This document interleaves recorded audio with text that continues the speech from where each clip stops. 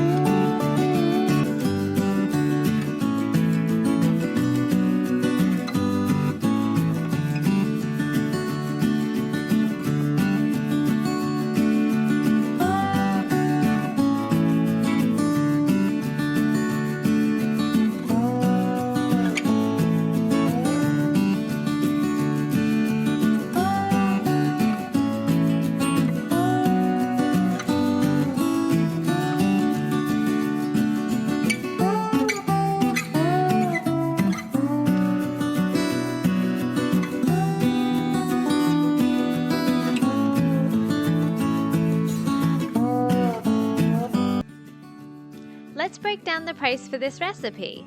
The black beans were 9 cents. The zucchini is 76 cents. The red peppers were 87 cents. The garlic clove was 6 cents. The cheese is 79 cents. tortillas $1.24, and enchilada sauce $1.62. The total price is $5.78. This makes 4 servings at $1.45 each.